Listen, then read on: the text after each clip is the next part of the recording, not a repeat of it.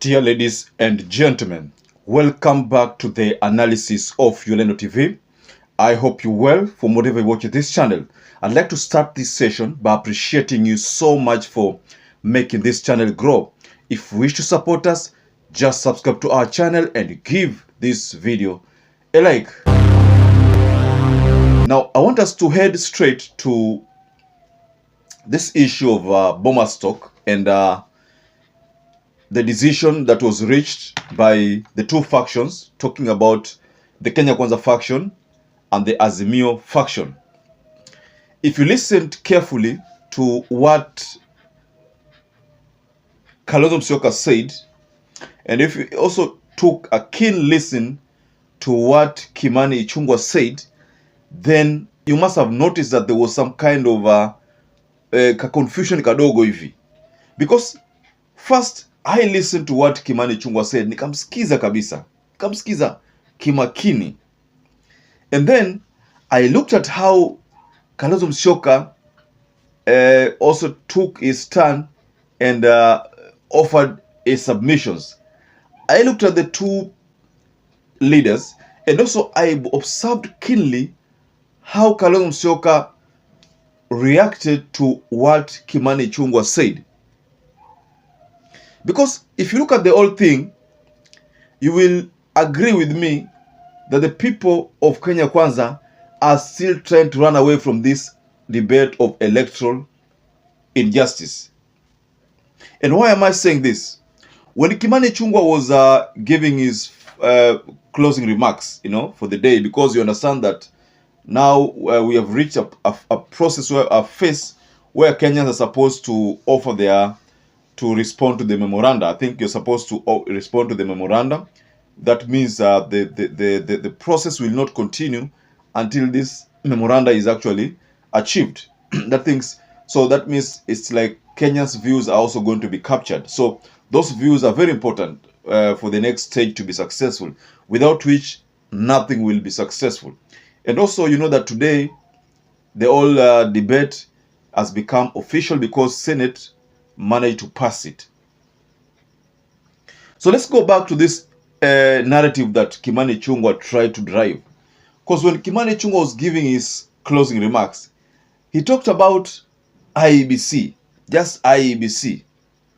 And according to because from the way Kalonzo Musyoka responded, it's as if walikuwa wameongea swala la IEBC and electoral injustice, lakini Kimani Ichungwa aka-opt kutoroka ile swala la electoral injustice, because hapo kwa electoral injustice hiyo kuna mambo mengi yanafaa yaongelewe hapo, na hapo ndio kuna swala la sava, hii swala ambalo tumekuwa tukiliangazia kwanza kitambo. Hilo swala liko pale kwa hii bracket ya electoral injustice. So that's why you find that Kalonzo Musyoka had to correct Kimani Ichungwa that kuna kitu umesahau kutaja.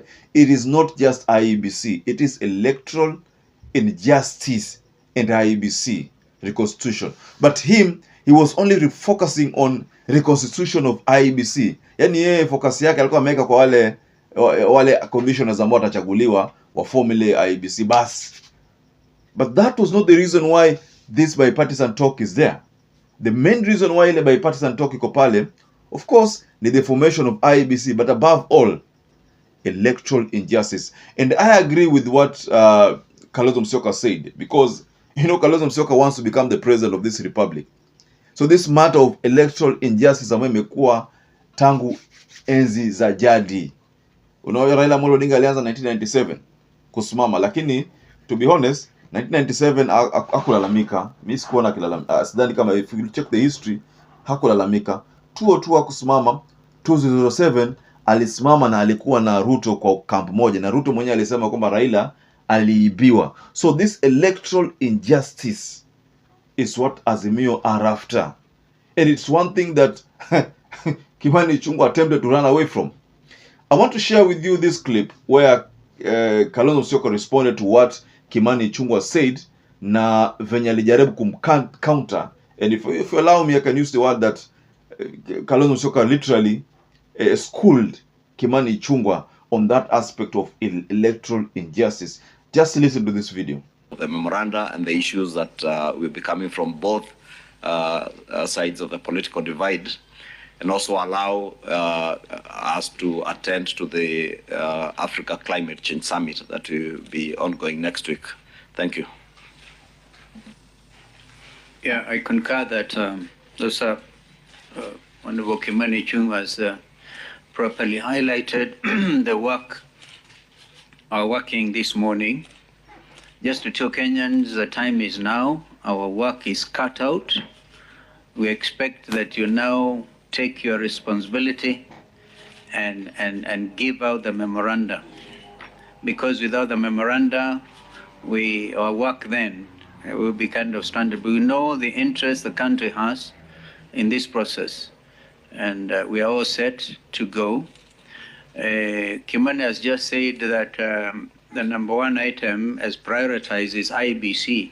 The correct wording is electoral justice. And if you look at it, IEBC is number 2. So that we look at all the issues around electoral justice, including IEBC, because of the urgency of the matter. So beyond that, I think we are all set. Yes, from that video, dear viewers, unaona mwenyewe hili swala zima la SAVA, I think honestly litatatuliwa, but until that time bado wa Kenya wanatakana waandike ile memoranda. I think kuna some kind of a questionnaire hivi, if I'm not wrong, iko something of that sort, which is just going to itaangazia tu ile hizi items ambazo ziko pale, swala nyeti sana ile swala la electoral injustice ambalo Kimani Ichungwa alikuwa anajaribu kiepa. Na unapata kwamba when Kimani Ichungwa was actually giving those closing remarks, he literally tried to market the concept of a climate change summit, you know, the climate summit. Hiyo ndio swala ambalo Kimani Ichungwa alikuwa analiangazia sana. Yeye ilikuwa ni after kuambia watu about the climate summit. Lakini sasa unajua, kwa sababu climate summit linagusia sana William RUTO, kwa sababu yeye ako na sauti pale kwa hiyo committee ya climate summit. Yeye I think yeye ni kama ana usemi mzito sana pale. Lakini sasa yote tisa, hii issue ya Kimani Ichungwa attempting to run away from the reality, to me ilinishangaza, lakini it's something that I expected, because these people are trying to look for a way ya kutoroka ile huo mjadala. They're trying to look for a way ya kutoroka mjadala.